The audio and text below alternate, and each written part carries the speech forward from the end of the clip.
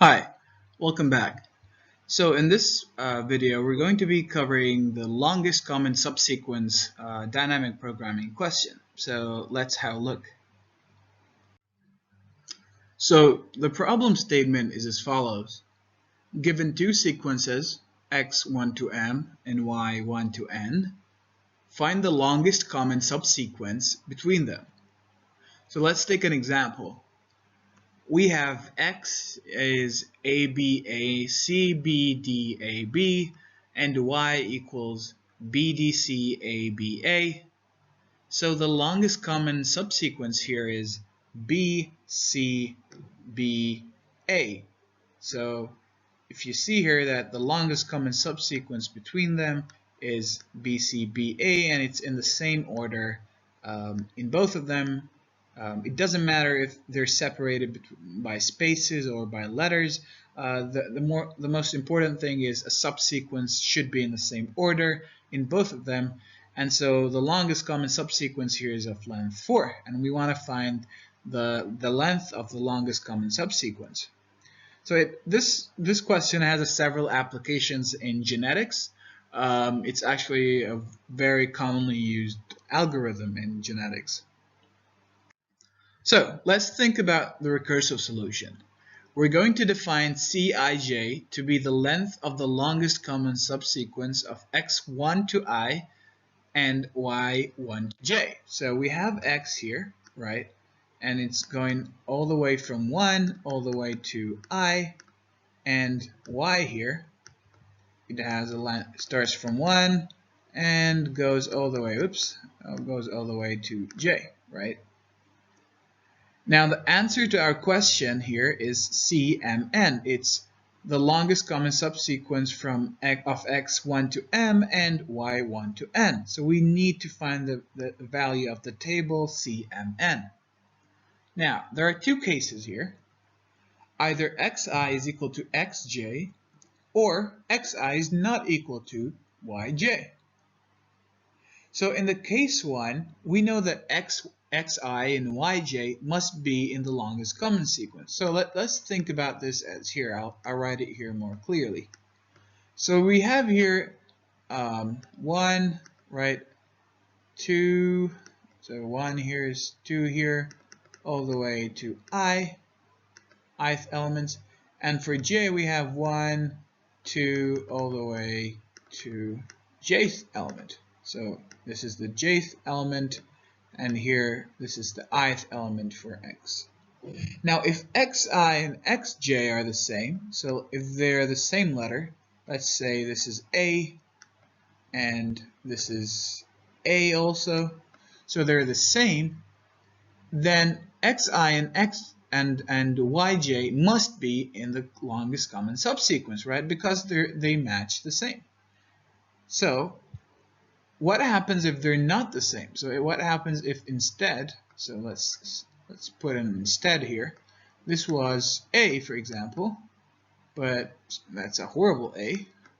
And this was B, right? So if they were not the same, then there would be two scenarios. Either, so here's a better drawing of this. So if they're the same, then it's simply the length of the longest common subsequence from x1 to I and y1 to j is simply 1 plus, so here's the formula, it's 1 plus ci, the longest common subsequence between 1 to I minus 1 and 1 and in y 1 to j minus 1, which is shown here. That is if xi is equal to yj. But if xi is not equal to yj, then there's two cases. Either the longest common subsequence is in from 1 to I minus 1, x1 to I minus 1, and y1 to j, or it's in x1 to I and y1 to j minus 1. So it's more like this case. So it's either Cij minus 1 or Ci minus 1 j.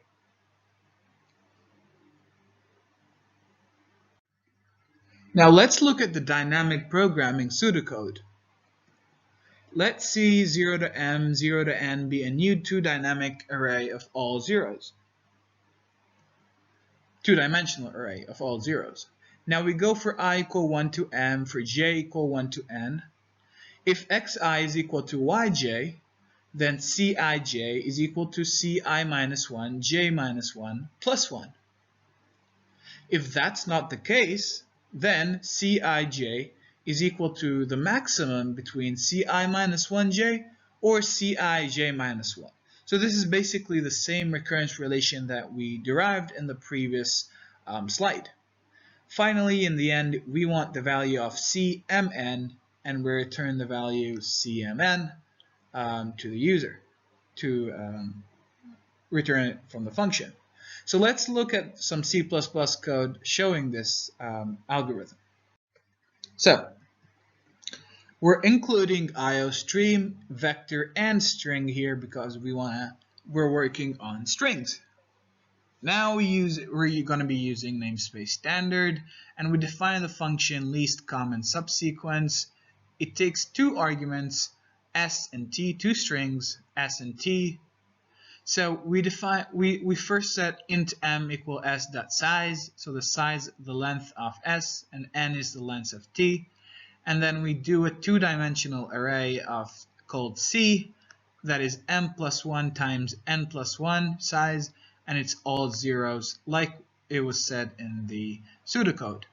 Then we do the two loops that were asked for in the pseudocode for I equal 1 to m, for j equal 1 to m, and then we check if si minus 1. Take care for the, again, like I know I mentioned this a lot, but C++ starts counting from 0 to n minus 1 or m minus 1.